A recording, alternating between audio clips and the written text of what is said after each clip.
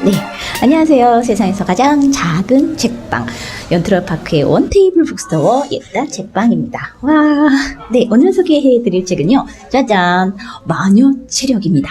40 여자가 뭐죠? 체력을 키워야 할 때라는 부제가 붙어 있고요. 이영미 작가 선생님이 쓴 에세이예요. 남해의 봄날이라는 저기 통영에 있는 그 지역 출판사에서 펴내서 올 봄에 나왔는데 벌써 9세네요. 올해 5월에 나왔는데 11월 제가 갖고 있는 게 9세니까 한 거의 10,000부 가까이 지금 나가고 있는 그런 책이에요.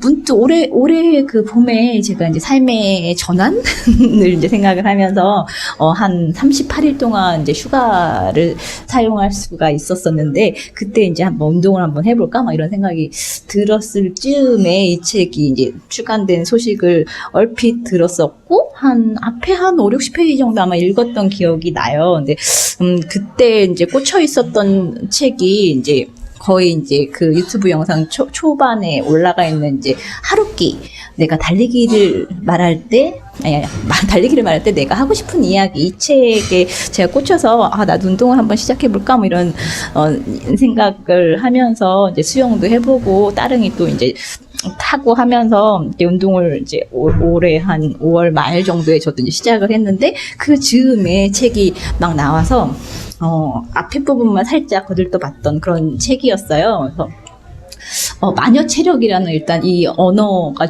이렇게 불러일으키는 나도 뭐 강철 체력 뭐 이런 거 하고는 또 되게 느낌이 또 되게 다르죠. 그래서 어떤 책이지 하면서 이제 쓱 앞에만 잠깐 보고 이제 제가 이제 그 운동을 하게 된 이야기 그 인트로에 해당하는 부분을 쓱 그냥 읽고 넘어갔었는데 얼마 전에 그 유튜브 영상 이것저것 이제 살펴보다가 보니까 세상을 바꾸는 시간 15분인가요? 세바시 강연을 또 하셨더라고요. 그래서 그걸 보면서 이 책 새해도 이제 새로운 해도 이제 곧 다가오는데 사람들이 또 이제 운동이라든지 이제 체력을 좀 이렇게 다지는 그런 작업들을 하고 싶겠구나. 이 책이 지금 내년 가면 또 이제 또 조금 주춤할 테니까 올해 또 이렇게 소개해주기 딱 좋은 그런 때겠구나. 막 이런 생각이 들어서 부랴부랴 마저 읽었어요. 일단 책 겉부터 훑어보면 뒤에 보면 책만 파고들던 저질 체력의 에디터는 어떻게 아침형 근육 노동자로 변신했을까? 하루 종일 책상 앞에 앉아 일하는 세상 모든 직장인을 위한 반전 있는 운동기. 이 책 보니까 반전이라는 말을 되게 작가가 좋아하신다 그래요. 이 글을 쓴 작가 소개도 한번 살펴볼까요? 만화방에서 한글을 뗐대요. 책 읽을래? 나가서 놀래? 물으면 주저없이 책을 택하는 아이였다. 저는 안 그랬어요. 저는 무조건 나가서 노는 걸 택한 그런 사람인데요. 문학사상사, 디자인 하우스 등에서 출판 에디터로 일하며 100여 권의 책을 만들었다. 책상 앞에 쪼그리고 앉은 13년차 에디터로 살다 보니 고혈압과 스트레스, 저질 체력만 남았다. 생전 처음 지리산에 갔다가 나약한 정신노동자로 사는 것에 회의를 느꼈다. 집 앞 수영장을 들락거리고 달밤에 공터를 달리고 바구니 자전거로 슈퍼를 다니기 시작했다. 40살부터 그렇게 천천히 조금씩 꾸준히 몸을 움직인 끝에 올빼미 쪽 게으름뱅이에서 아침형 근육 노동자로 변신했다. 트라이애슬론 경기, 우리 철인 3종 경기라고 하죠. 경기 15회, 마라톤 풀코스 10회, 미시령을 자전거로 오르내리는 강철 체력이 되었다. 웅진 지식하우스 펭귄 클래식에서 11년간 70여 권의 책을 더 만들었다. 현재는 출판 에이전트로 일하고 인생학교 선생님으로 강의를 하고 라디오와 팟캐스트에서 책 소개를 한다. 오늘은 어제보다 나은 인간으로 살기를 희망한다. 올해 제가 삶의 전환을 이렇게 꿈꾸면서 어제보다 나은 삶을 살아야지 뭐 이런 생각을 했는데 이 책에서 얻은 영감이었을까라는 생각이 언뜻 들기도 하네요. 여기 딱 책 열자마자 멋있는 글이 나와요. 로맹롤랑의 영웅은 자기가 할 수 있는 일을 한 사람이다. 다른 사람들은 그걸 하지 않는다. 이런 평범한 진리라고 할까? 이런 문구가 맨 앞에 실려 있고요. 책이 처음에는 이제 원래 이제 편집자, 에디터, 이제 책 만드는 사람, 책을 기획하고 만들어서 이제 책이 실물로 이렇게 나올 때까지 이제 모든 전 과정에 참여해서 저자를 만나고 글의 흐름이라든지 뭐 이제 교정 오탈자까지 이제 잡아내는 그런 이제 에디터 일을 정말 오래 하셨다가 40이 되던 해에 운동을 시작하셨다고 해요. 그래서 저도 이제 올해 한 5월에 했으니까 한 6개월 정도 운동을 조금씩 천천히 아주 막 열심히 하진 않지만 꾸준히 지금 하려고 지금 노력을 하고 있는데, 이 책의 저자도 그러다가 뭐 요거 조금 하다가 나도 한번 뛰어볼까 뭐 하다가 결국 철인선정 경기까지 이렇게 이르게 되면서 강철 체력, 마녀 체력을 이제 획득한 그런 과정을 담고 있는 책인데, 맨 처음에 이제 인트로 부분이 자기가 왜 운동을 하게 됐는지 뭐 이런 이야기들을 담고 있어서 뭐 그런 이야기들이 쭉 이어지겠구나 하고 아마도 책장을 덮었던 것 같아요. 근데 오늘 쭉 이렇게 살펴보고 났더니 역시 책 만들던 사람의 책이구나 이런 생각이 많이 들어서 이건 뒤로 갈수록 더 괜찮은 책이네 라는 생각이 되게 많이 들었어요. 이제 자기가 체력을 이제 그게 다지는 그런 과정들을 담으면서도 끊임없이 책 이야기를 해요. 그래서 거의 한 뒤에 참고문헌까지 나와 있을 정도로 한 40권 정도, 40권 정도에 가까운 책들에 대한 이야기들도 문득 나오고, 책이 되게 조그만데, 이렇게 손바닥만한 사료판이라고 보통 하는데, 작은 책인데 되게 알차게 담아낸 책이구나라는 생각을 오늘 했어요. 촘촘히 이렇게 읽다 보니까 팁들도 되게 많아요. 처음 운동을 시작하는 사람들을 위한 Q&A, 달리기를 잘하고 싶은 몸치들을 위한 깨알 팁, 뭐 운동 초보자를 위한 Q&A도 있고요.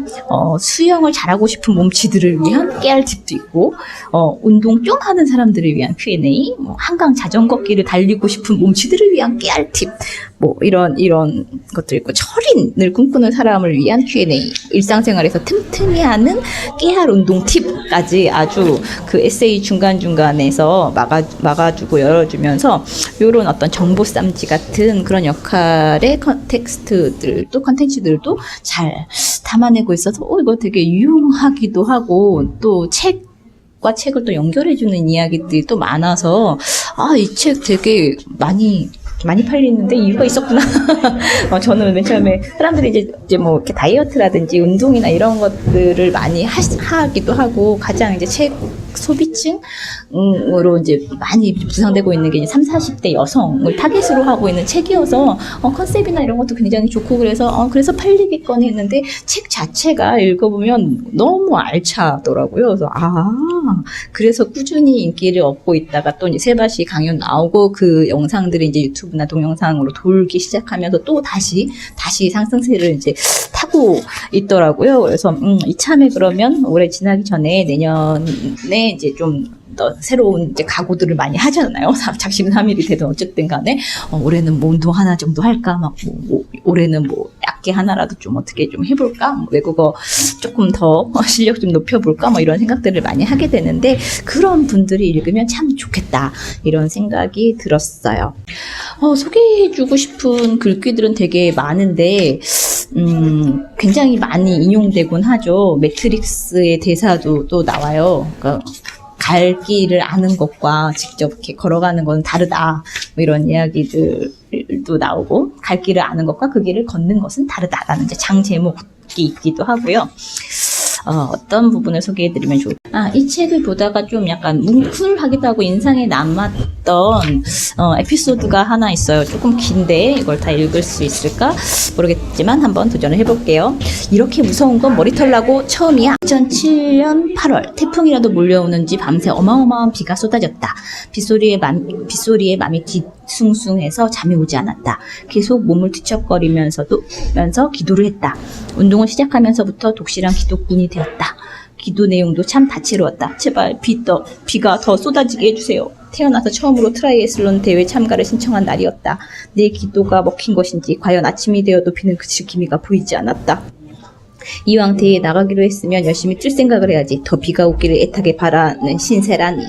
매년 여름 이천에서 열리는 설봉 트라이애슬론 대회는 특히 초보자들이 많이 참가한다. 가장 어렵다는 오픈 워터. 즉 파도 일렁이는 바다가 아니라 잔잔한 호수에서 수영이 진행되기 때문이다.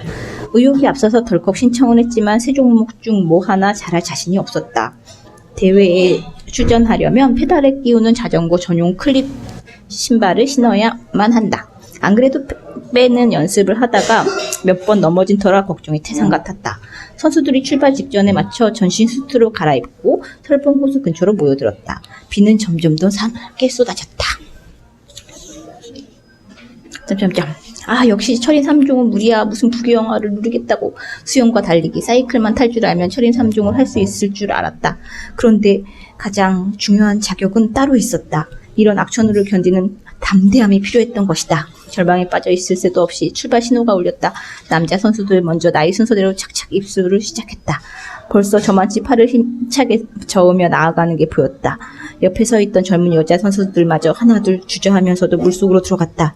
이제 출발선에 남아있는 사람은 오직 나 하나뿐이었다.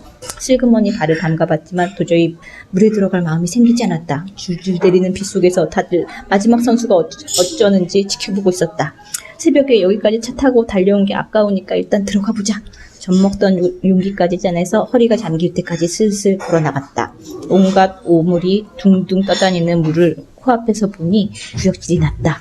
더 이상 발이 바닥에 닿지 않는 바람에 나도 모르게 물속으로 몸을 던졌다. 무섭고 꼭 죽을 것만 같았다. 팔을 채 6번도 젓지 못하고 호흡곤란이 왔다. 수영은 제법 한다고 생각했는데 완전히 오산이었다. 발이 닿지 않는 더러운 흙탕물은 수영장 물과는 아예 차원이 달랐다. 출발선 근처에 대기하고 있던 구명보트 쪽으로 다가가 매달렸다. 구조대원이 안타깝다는 얼굴로 쳐다보며 물었다. 그냥 포기하실 거예요? 네, 도저히 못하겠어요. 발이 닿는 출발점까지 헤엄쳐 나와 뒤를 돌아봤다. 저 멀리 다른 선수들이 팔을 휘저으며 수영하는 게 보였다. 응원하는 사람들 틈에 서 있던 남편이 다가오는데 눈물이 쏟아졌다. 순간 오만 생각이 지나갔다. 내가 그렇지 뭐 괜히 대회에 나가겠다고 까불다가 이게 무슨 꼴이야. 신발이랑 수트까지 다 샀는데 아까워서 어쩌지? 얼른 그만두라고 할 줄 알았는데 경험장인 남편은 이렇게 말했다. 첫 경기는 원래 힘들어. 꼭 완주하지 않아도 뭐라 할 사람 하나도 없어. 그런데 기왕 물속에 들어간 거니까 저기 보이는 첫 번째 부표까지만 갔다 와보는 건 어때? 저 정도 거리만 가는 거라면 할 수 있지 않을까? 어차피 포기할 경기, 내가 오픈워터를 할 수 있는지 시험만 해보자 싶었다. 다시 마음을 다잡고 여기가 수영장이다 생각하며 물속으로 들어가 팔을 저었다. 그러나 역시 10m도 못 가서 다시 호흡곤란이 왔다. 수영 실력이 모자라서가 아니라 지레 겁을 먹은 것이다. 남편이 몸을 뒤집어 보라고 소리쳤다. 전신 수트를 입어서 과연 몸이 물에 떴다. 아, 일단 누우면 물에 빠져 죽지는 않겠구나. 눈을 감고 얼굴에 쏟아지는 비를 맞으며 호흡을 부른 뒤 다시 수영을 하기 시작했다. 줄을 잡고 손을 들면 언제든 구명보트가 다가와 건져줄 것이다. 수영장에서처럼 딱 25m만 가보자고 마음을 먹었다. 목표로 잡은 첫 번째 부표까지 가는 동안 신기하게도 호흡이 안정되었다. 어차피 출발점으로 돌아가려면 삼각형으로 설치해 놓은 두 번째 부표를 마저 돌아야 한다.